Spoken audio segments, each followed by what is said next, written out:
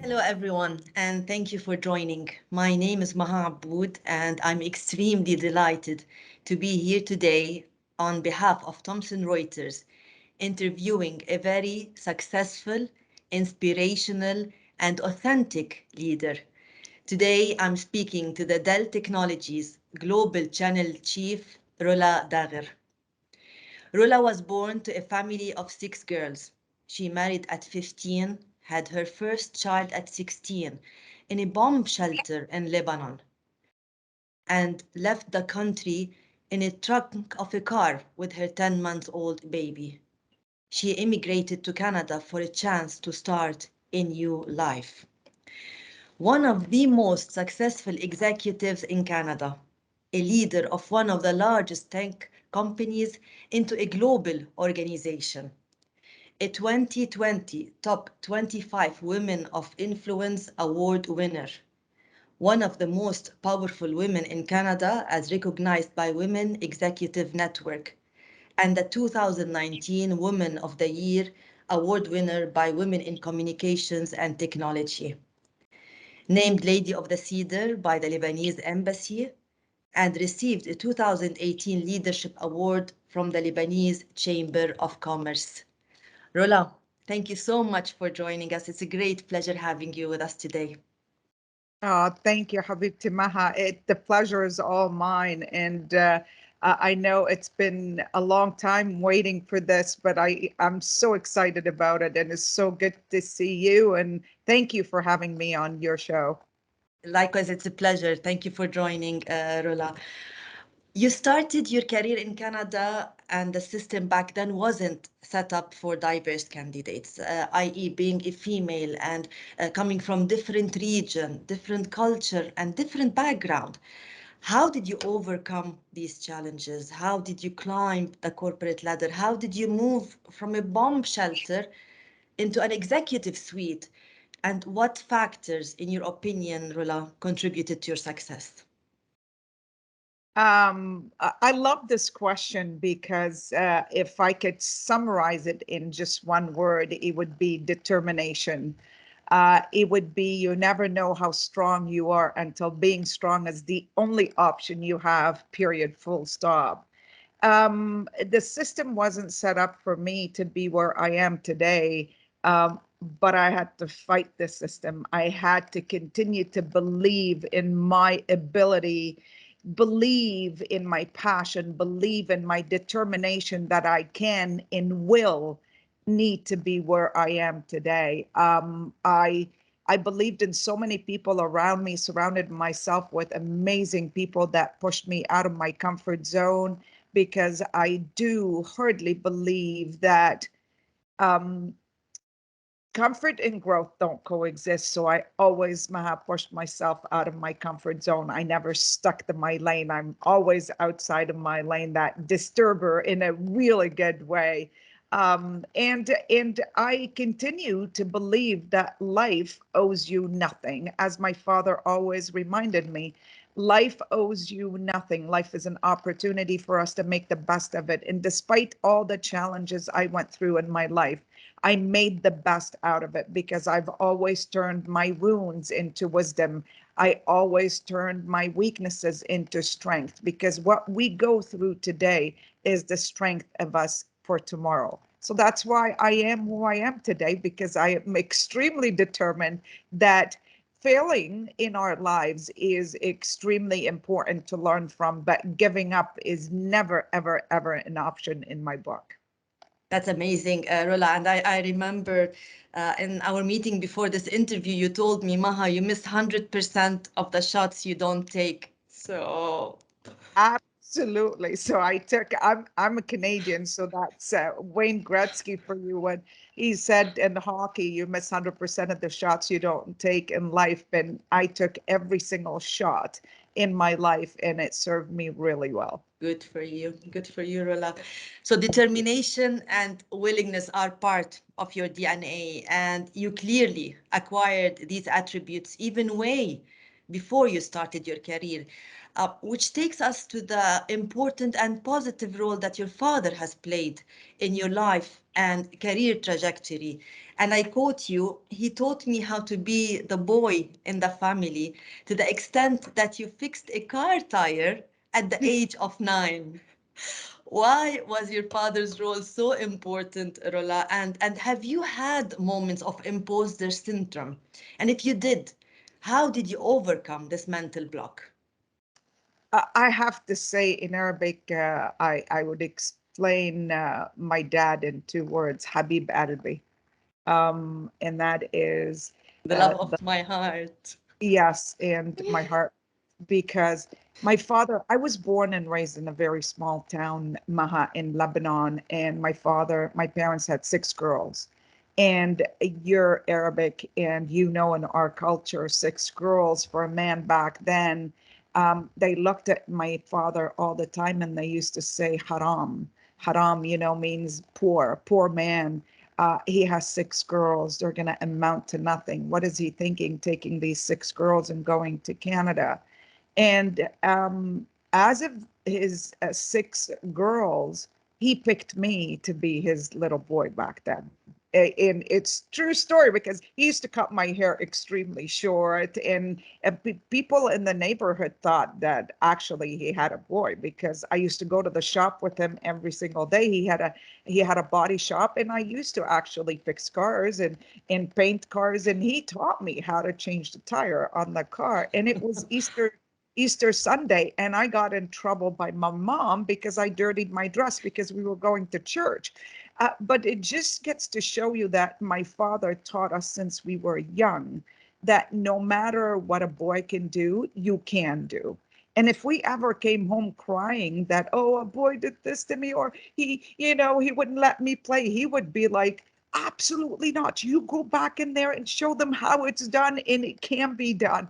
So I grew up in the mentality of there is no difference between a boy and a girl when Mm. you're growing up because we were taught to be that way, extremely determined to, no matter how tough it gets, we will go out there and find our way, because if we don't, we will get in trouble by dad for us thinking that we're weak and we can't do it. So that to me always stuck with me. So it doesn't matter which environment I'm in. People called me aggressive because I had to be aggressive.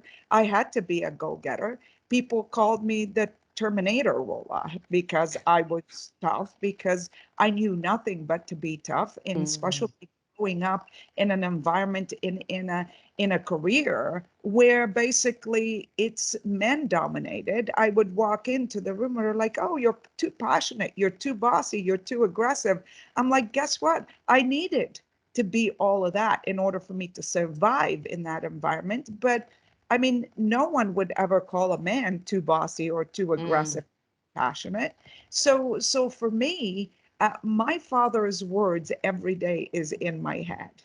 And there was one thing that my father always taught me, and I started with the quote of, no matter how life gets tough, those are all opportunities in life that for us that we need to go out there and make the best out of them. So he's 85 years old. He's still by my side every day, and he reminds me every day that life is so precious. Live every moment for today because you never know when that moment is going to be taken away from you. Wow, that's amazing, and bless him, Rola. And you make an excellent point when talking about your father. And all too often we tend to overlook the role that people around us play in our lives, whether our parents, our siblings, our friends, and even our leaders at the corporate level. And talking about leaders' role, Rola, you believe in servant leadership, being a servant leader, being a servant parent, even. Can you elaborate more on this? And how have you adjusted your leadership style as a servant leader during the pandemic? So, servant leader for me is everything. I've always been that giver, even before I became a leader. If you ask my sisters, friends around me, if you ask my parents, my kids, they will tell you, Mom is such a giver and so servant because I just want to serve everybody. until I got hit with COVID, and COVID hit me really hard that now I wish I could be the old me. I will give up everything I have to just have my full health again. But I will tell you, for me, servant leadership is everything that a leader needs to be now. Because leadership is not a box that you check, and it's not just, people think it's a title that you have. It's an action that you take every day to serve your leader and serve your people with your heart, soul, and mind. Because gone are the days where you operate based on your just IQ. Everything today is based on your EQ, your emotional quotient as a leader. How do you provide a psychological safety to in the workplace to your team?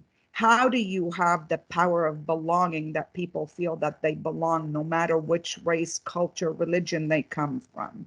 How do you have your soul, mind, and absolutely focused on what's in it for your people? And it ends with people. Because I always say, we became parents to actually raise our kids and protect them. There is no difference between you being a parent and protecting your kids and allowing them to flourish versus being a leader and protecting your team and your people, and giving them wings to fly.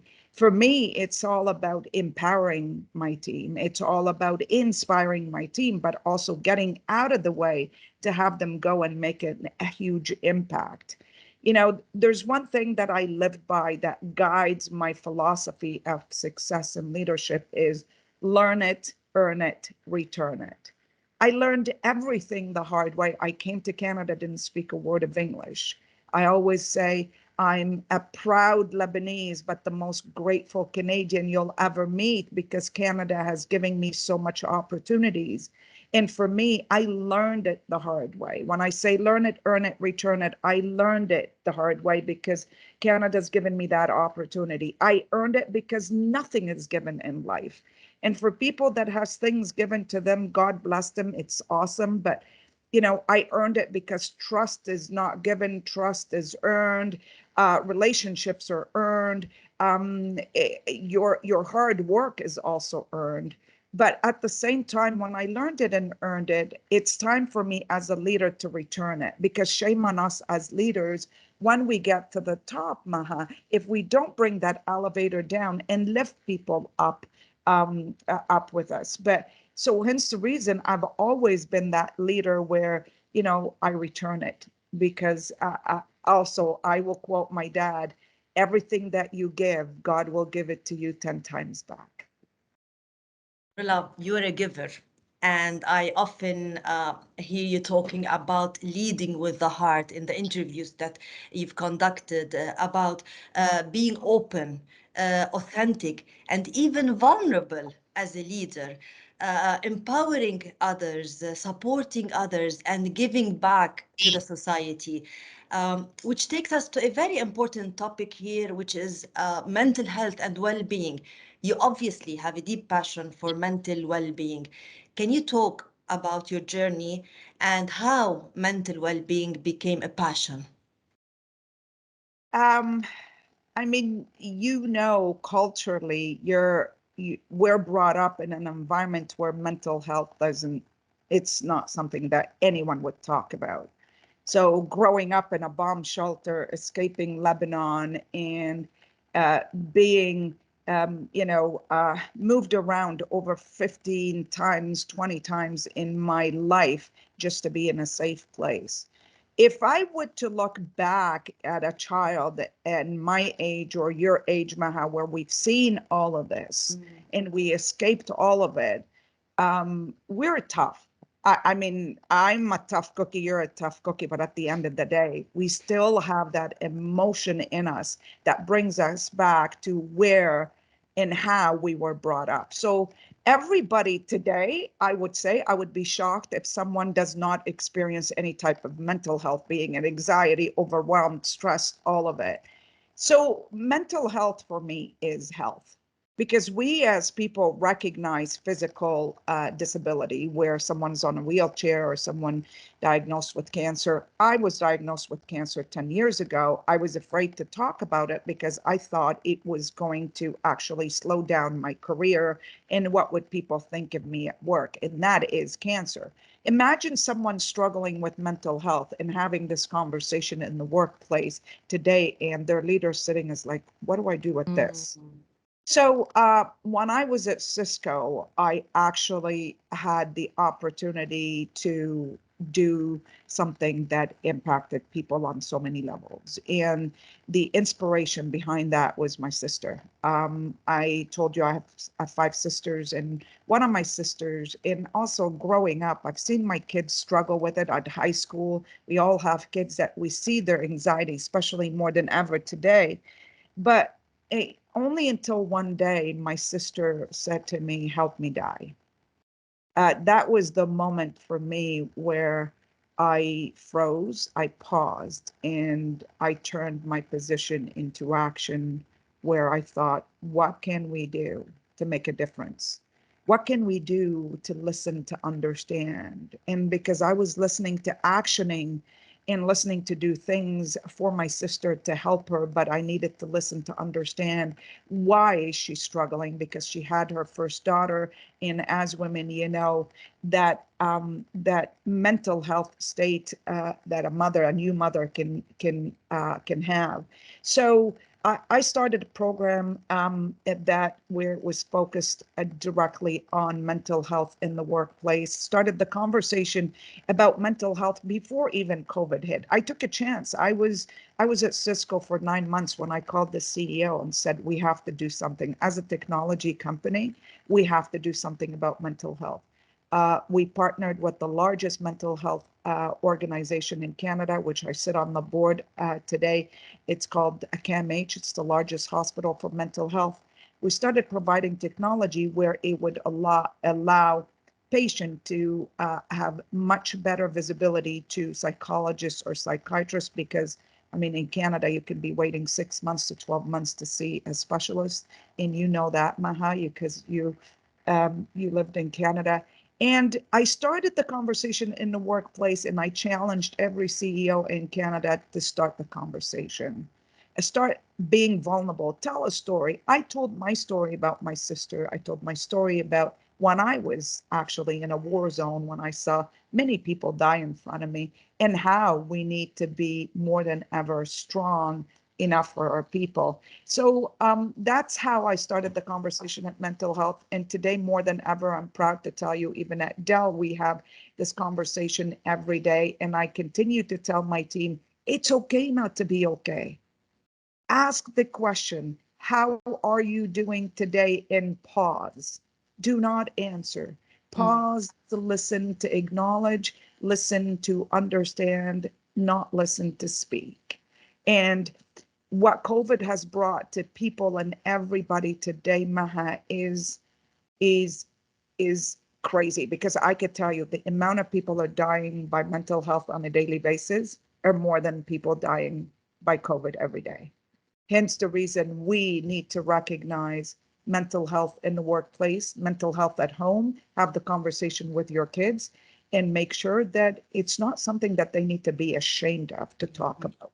And ensure there's resources that leaders have that can point their teams to, because I look at Dell and see what we're doing at Dell, and the amount of resources that we have at Dell for our employees is amazing. So that is my story for mental health. And I tell everyone, if your mental health is healthy, everything else in your life will be great. And it doesn't have to be like you struggle with major mental health diseases. It's those daily stress that we deal with that puts us in a situation where we need to continue to focus on our mental well-being. I love that, Rola, and I think you touched on basic human traits and needs, empathy, compassion, trust, and love. And you're not only empathetic, but you're also compassionate. You don't only feel the pain of others, but you also take action and act on it, which is amazing. Moving to another topic, Rola, technology. Dell is one of Thomson Reuters' strategic customers, and one place and one way where I think there is alignment between both of our organizations is the role of technology driving organizational purpose in the world and making the world a better place. Could you elaborate on how you see Dell doing this as a technology company, doing good in the world? You know what I loved about Dell and Michael Dell specifically when I first started at Dell 10 years ago. So this is my second round. Um, I remember hearing Michael Dell every time he got on stage saying, technology, Dell Technologies is all about impacting human progress. Imagine that, Maha, back in the days, but picture it now and see what's happening in the world. And today, more than ever, technology is the enabler, but I still look at people are huge transformers into the technology that we're doing today. I fell in love with technology and I had a crush on technology 30 years ago when I first started because I saw the difference it makes in people's lives. I saw today more than ever the last 2 years what it meant and how it kept the world connected. I look at what Dell Technologies is doing, and I'm going to talk specifically about my experience. I got hit with COVID almost 2 years ago before any of the variants showed up. And today, more than ever, I'm still struggling and living with COVID symptoms every single day because I was diagnosed with long COVID. The science is not there for them yet to find a cure for people like me that are struggling every day. But what Dell Technologies been doing is so promising for people like me in long COVID is partnering with organization to mirror and digital twin for data that is provided for patients to understand the impact of long COVID and how can they help find cure based on all the things that we're doing on the technology front. We're partnering with hospitals, we're partnering with doctors, we're partnering with organizations that are going to help us enhance the way this disease is actually impacting the world. So that's one for me that is near and dear to my heart. But I also look at Dell Technology overall of what we're doing when it comes to, providing access to underserved countries, providing access to, the education sector, the health sector, how we were able to put up hospitals in matters of days when the pandemic started, and how we're able to turn the world into studying from home, working from home, doing everything from home. We used to get up and go to work every day, but today work is home and home is, and you don't even have to get off the couch to do anything. Things come to you, right?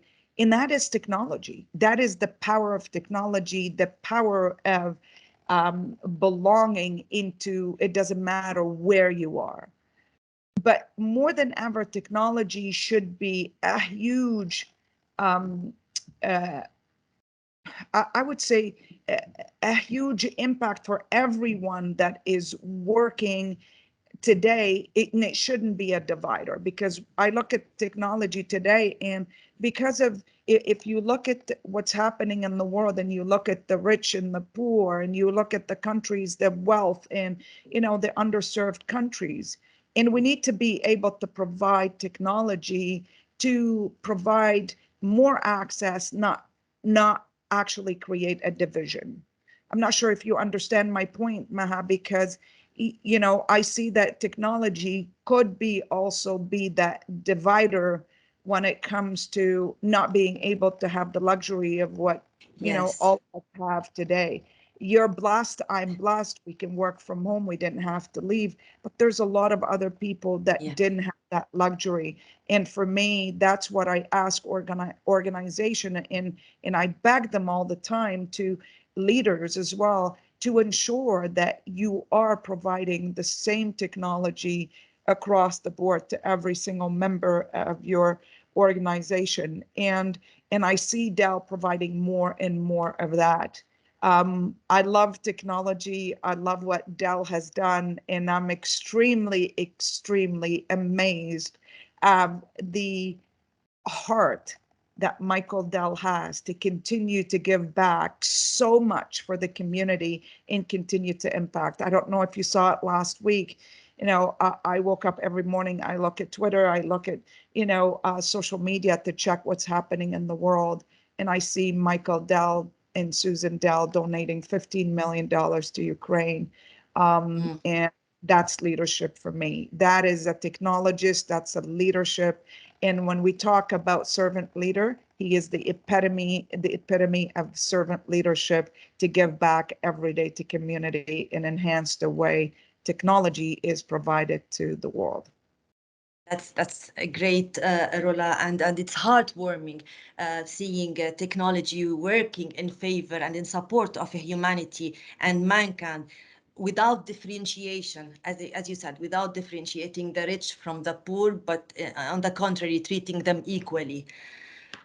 Rola, I love our discussion and I love your views on life and your passion. I can feel your positivity, positive energy, and your excitement, even despite the distance between us. And I would love to have more time to ask you more questions, but given the time restraint, I would like to conclude with my wrap-up question to you. What's your advice to your younger female self in the Middle East, with your understanding of the dynamics and cultural aspects of the region, and you see yourself contributing in the near future to the success happening here?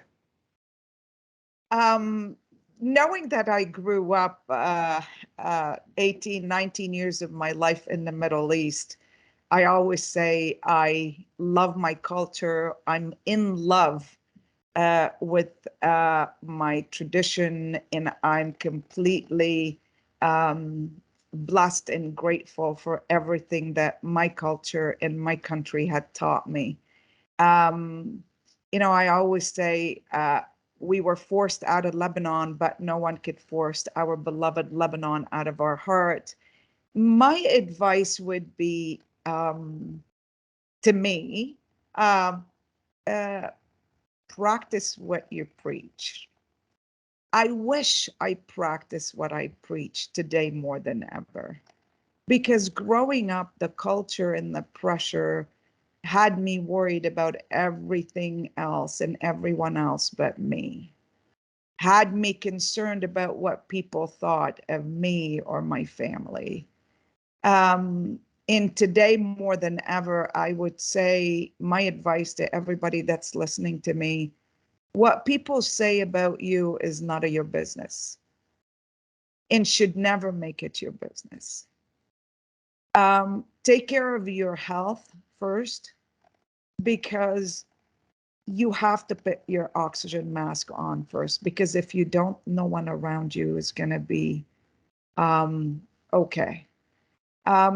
So for me, I tell everyone that's watching and listening, be yourself, because everyone else is taken out there. It's hard to wake up every morning and pretend to be somebody that you're not. It is so awesome to wake up every morning and accepting who you are and say, I am enough. I am enough. And I am enough. Um, the what I say always is, you are your own a writer. You own your story. Your Mm. story is yours. You can wake up every day, grab that pen, edit it, rewrite it. You own it. But always believe in you, Always believe in the ability that you can and you will. Continue to be a student of life. Never wake up thinking you know it all, because the minute you start thinking you know it all, that's when you stop growing. And continue to give back no matter what. My role as I continue to enhance who I am, because I always say I go from, I started as Rola 1.0, 2.0, 3.0, 4.0, and I continue to go because it's like the software upgrade on your phone. That's the only way that you can continue to have the best release ever, is to continue to invest in you. But my investment back in the Middle East, and when you ask me the question, what you want to give back, I want to continue to give back to every woman and every man in the country to continue to believe in themselves, in their ability that they can make a difference. But my only ask is have an open mind, have an open mind to the outside world, because there's so much that we can learn. And I will say that I started with this and I'm going to end with this. Make sure that you you value who you are today, because we've played so many roles in our lives. We played the mother, the sister, the daughter, the friend, and the leader. But more than ever today, my advice to everybody would be value the survivor and the fighter in you, because that's what you need to continue to face the world and become the best version of yourself. And I am enough. And you are enough. Lola, ending on that note, it was an amazing conversation with you. Thank you so much for your transparency, honesty, openness, and for the great insights that you've provided. I'm sure a lot of people, men and women, including myself, draw a lot of inspiration from the success you've achieved so far. I wish I could hug you for real in person, but I'll hug you virtually for now. There you go. Thank you so much, Mahan. Thank you for what you do every day. Thank you for being you and what you give back to the Middle East. It's extremely important. Your role today as a leader, you make me proud, and you make every single Arab Middle Eastern proud. So thank you for being you. Wow, thank you so much, Rola. Once again, it's a pleasure having you with us until we meet again. Thank you. Bye-bye.